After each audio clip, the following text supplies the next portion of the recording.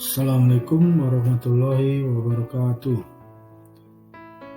Saya Andi Sahputra SPD, Latsar CPNS Kabupaten 50 Kota, Golongan 3 Angkatan 6, Kelompok 1, dengan fasilitator Ibu Gusnida SE, MSI.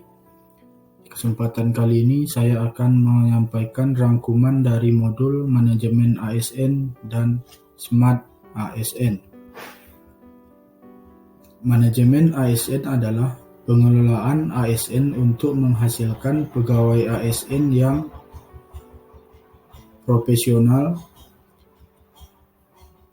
memiliki nilai dasar, etika profesi, bersih dari praktek KKN,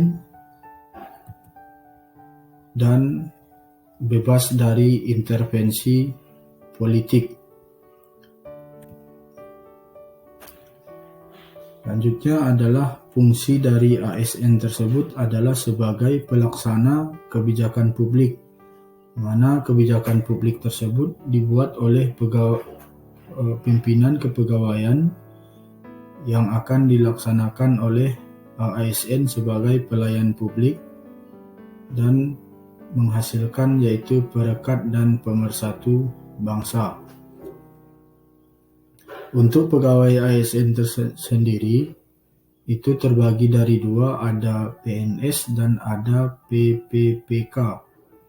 Untuk PNS, manajemennya meliputi penyusunan dan penetapan kebutuhan pengadaan pangkat dan jabatan, pengembangan karir, pola karir, promosi dan mutasi, serta ada jaminan pensiun dan hari tua serta perlindungan. Sedangkan untuk manajemen PPPK meliputi penetapan kebutuhan, pengadaan, penilaian kinerja, penggajian, dan tunjangan, serta ada pengembangan kompetensi, pemberian penghargaan, disiplin, pemutusan hubungan perjanjian kerja, dan perlindungan. Perbedaan hak dari PNS dan PPPK kita lihat di tabel yang telah ditampilkan adalah terletak di jaminan pensiun dan jaminan hari tua. Untuk yang lainnya sama, hanya PPPK tidak ada jaminan pensiun dan jaminan hari tua. Kewajiban pegawai ASN sesuai dengan Undang-Undang ASN. Yang pertama adalah setia kepada Pancasila, Undang-Undang Dasar Negara Republik Indonesia tahun 1945, Negara Kesatuan Republik Indonesia dan pemerintah yang sah.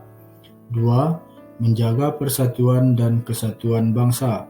3. Melaksanakan kebijakan yang dirumuskan pejabat pemerintah yang berwenang. 4. Menaati ketentuan peraturan perundang-undangan. Yang kelima, melaksanakan tugas kedinasan dengan penuh pengabdian, kejujuran, kesadaran, dan tanggung jawab. 6. Menunjukkan integritas dan keteladanan dalam sikap perilaku, ucapan, dan tindakan kepada setiap orang, baik di dalam maupun di luar kedinasan.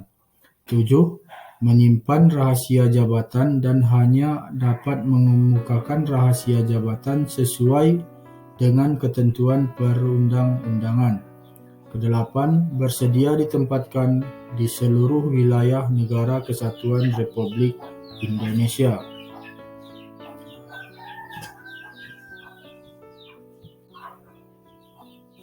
Konsep sistem merit dalam pengelolaan ASN. Sistem merit sendiri adalah kebijakan dan manajemen ASN yang berdasarkan pada kualifikasi, kompetensi, dan kinerja secara adil dan wajar dengan tanpa membedakan latar belakang, politik, ras, warna kulit, agama, asal-usul, jenis kelamin, status pernikahan, umur, atau kondisi kecatatan. Jadi dengan adanya sistem merit ini akan menjamin dalam perekrutan serta keterbukaan dalam jenjang karir seorang ASN. Konsep sistem merit dalam pengelolaan ASN itu adalah objektivitas dilaksanakan pada semua tahapan dalam pengelolaan SDM. Artinya sistem merit pada dasarnya adalah konsepsi dalam manajemen SDM yang menggambarkan diterapkannya objektivitas dalam keseluruhan semua proses dalam pengelolaan ASN, yakni pertimbangan, kemampuan, dan prestasi individu. Itu telah kita rasakan sendiri saat penerimaan CPNS kemarin. Jadi di situ kita sama-sama mempunyai hak yang sama dengan masyarakat yang lain untuk bersaing secara terbuka dan transparan dalam perekrutan CPNS. Sekarang kita masuk ke Smart ASN. Apa itu Smart ASN? Artinya adalah sebagai seorang ASN, kita harus menjadi Smart ASN, di mana kita harus memiliki dan menguasai cara bermedia digital secara bertanggung jawab. Literasi digital. Menurut UNESCO, literasi digital adalah kemampuan untuk mengakses, mengelola, memahami, dan mengintegrasikan, mengkomunikasikan, mengevaluasi, dan menciptakan informasi secara aman dan tepat melalui teknologi digital untuk pekerjaan yang layak dan kewirausahaan. Ini mencakup kompetensi yang secara beragam disebut sebagai literasi komputer, literasi TIK, literasi informasi, dan literasi media. Selanjutnya adalah kerangka literasi digital. Di situ kita lihat digital skill, artinya kita mempunyai kemampuan mengetahui, memahami, dan menggunakan perangkat keras dan piranti lunak TIK serta sistem operasi digital dalam kehidupan sehari-hari.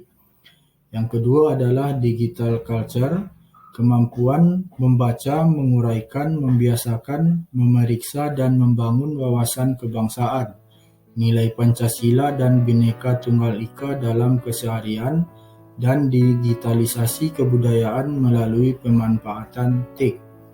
Digital etik, kemampuan menyadari, mencontohkan, menyesuaikan diri, merasionalkan, mempertimbangkan, dan mengembangkan tata kelola etika digital dalam kehidupan sehari-hari. Dan yang keempat, digital safety, kemampuan mengenali, mempolakan, menerapkan, menganalisis, menimbang, dan meningkatkan kesadaran perlindungan data pribadi dan keamanan digital dalam kehidupan sehari-hari. Selanjutnya ada hak digital. Hak digital adalah hak asasi manusia yang menjamin tiap warga negara untuk mengakses, menggunakan, membuat, dan menyebarkan media digital. Di situ ada hak untuk mengakses, artinya kebebasan mengakses internet seperti ketersediaan infrastruktur, kepemilikan, dan kontrol layanan penyedia internet, kesenjangan digital, kesetaraan akses antar gender. Yang kedua adalah hak untuk berekspresi. Yang ketiga, hak untuk merasa aman. Itu saja yang bisa saya sampaikan dalam pemaparan singkat ini. Terima kasih. Assalamualaikum warahmatullahi wabarakatuh. Bangga melayani bangsa.